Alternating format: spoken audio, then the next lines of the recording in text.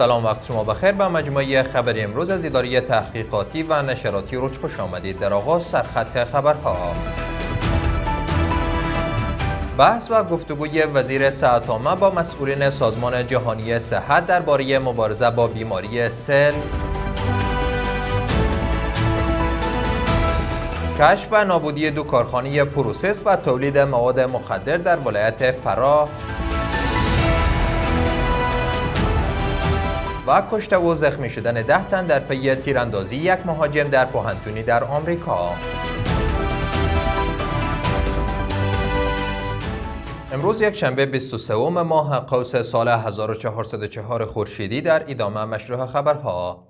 مولوی نورجلال جلالی وزیر صحت عامه با رئیس سازمان جهانی صحت برای افغانستان و مسئولین بخش بیماری سل دفتر مرکزی و منطقه‌ای این سازمان دیدار کرده.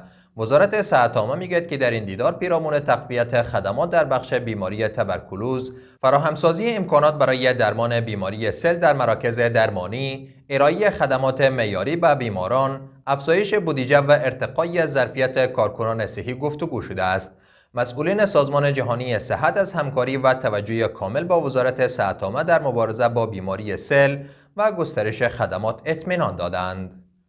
وزارت امور داخله میگوید که منسوبین مبارزه با مواد مخدر قومندانی امنیه ولایت فرا طی اقدامات جداگانه دو کارخانه پروسس و تولید مواد مخدر را در ولسوالی بکوین ولایت کشف و نابود کردند.